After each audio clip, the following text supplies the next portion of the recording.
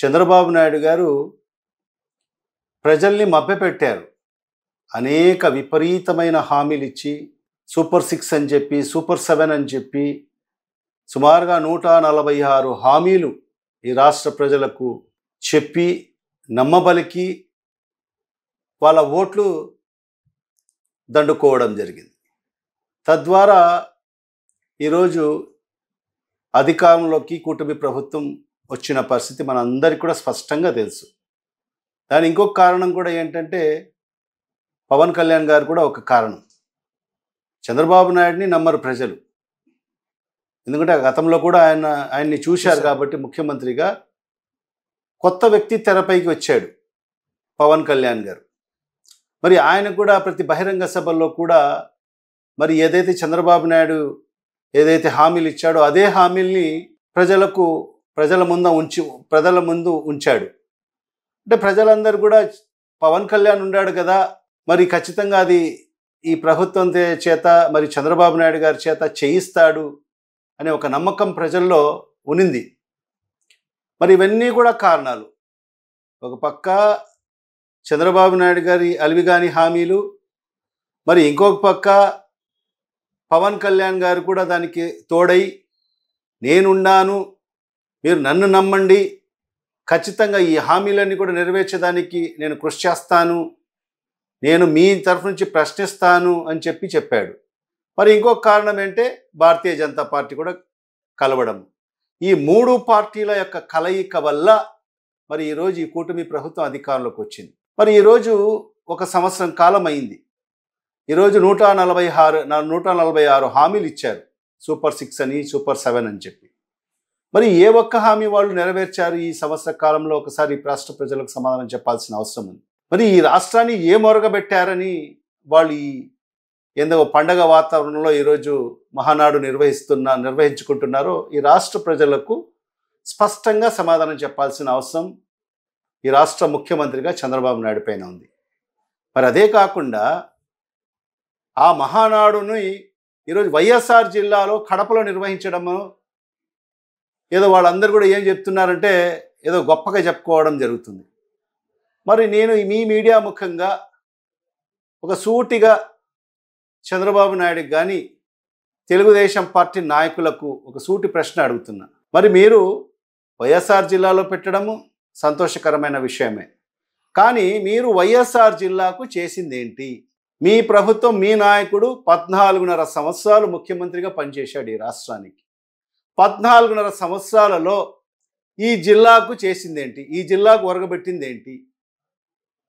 ఈ జిల్లాకు అభివృద్ధి పదంలోకి ముందు తీసుకెళ్లేదానికి మరి ఏ కార్యక్రమాలు చేపట్టాడో మరి అవన్నీ కూడా ఈ జిల్లా ప్రజలకు కూడా సమాధానం చెప్పాల్సిన అవసరం ఉంది. ఇవన్నీ కూడా చెప్పి మహానాడు పెట్టింటే బాగుండేదని నా యొక్క అభిప్రాయం. ఎందుకంటే ఇక్కడ ఈ జిల్లాలో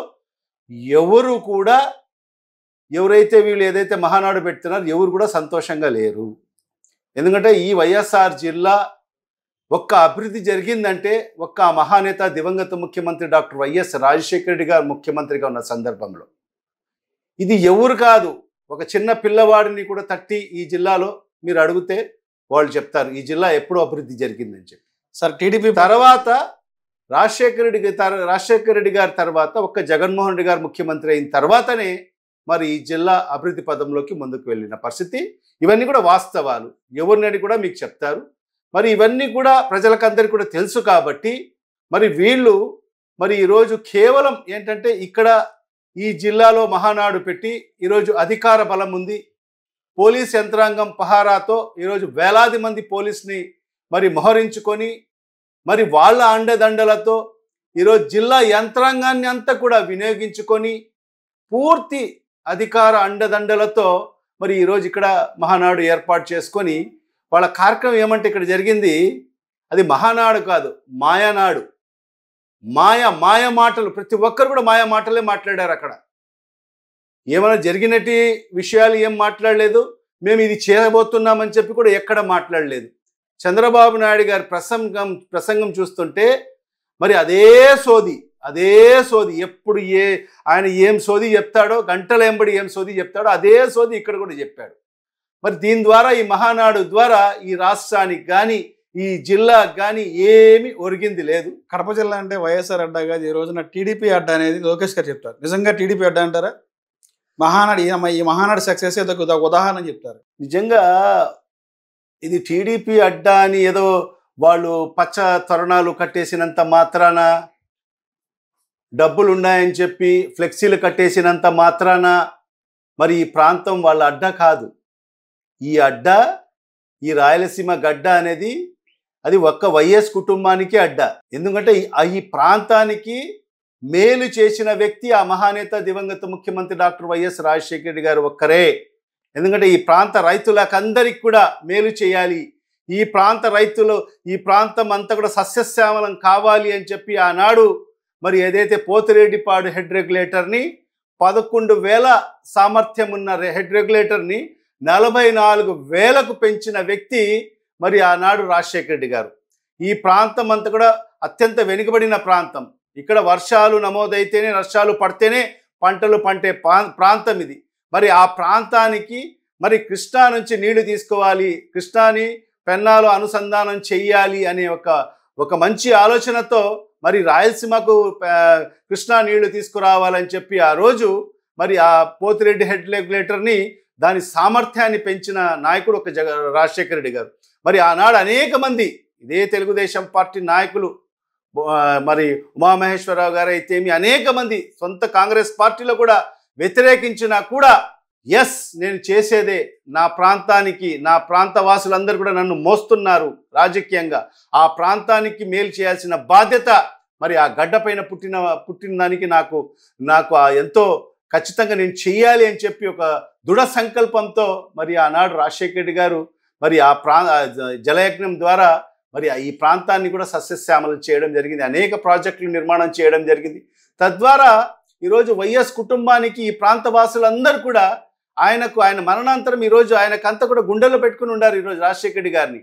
మరి ఎందుకంటే ఈ ప్రాంతం అంతా కూడా వైఎస్ కుటుంబానికి మరి వాళ్ళు రుణపడి ఉండారు. మరి అదేవిధంగా జగన్మోహన్ రెడ్డి గారు కూడా ముఖ్యమంత్రి అయిన తర్వాత కూడా ఈ ప్రాంతానికి తండ్రి ఏదైతే కొనసాగించారో దాన్ని, ఏదైతే తర్వాత ఆయన మరణాంతరం ఆగిపోయిన ప్రాజెక్టులను కూడా ముందుకు తీసుకెళ్లారు. మరి ఈరోజు గండికోటలో ఈరోజు 26 TMCల నీళ్లు నిల్వ ఉంచిన వ్యక్తి ఒక్క జగన్మోహన్ రెడ్డి గారు మాత్రమే. మరి ఇవన్నీ కూడా ఈ జిల్లా ప్రజలు కానీ రాయలసీమ ప్రజలు ఎవరు మర్చిపోరు. కడపకు సాగునీరు ఇచ్చింది టీడీపీ మాత్రమే అని చెప్పి చంద్రబాబు చెప్తారు బాహాటంగి మహానాడులో. నిజంగా కడప జిల్లాకి సాగునీరుకి కానీ తాగునీరు ఇచ్చేటువంటి వ్యక్తి టీడీపీ అంటారా, చంద్రబాబు నాయుడు? చూడండి, చంద్రబాబు నాయుడు అనేది వ్యక్తి మరి ఒకసారి రాజశేఖర రెడ్డి గారు మన అసెంబ్లీ సమావేశాల్లోనే చెప్పడం జరిగింది. మరి ఆయనకు ఒక మునీశ్వరి యొక్క శాపం ఉందంట.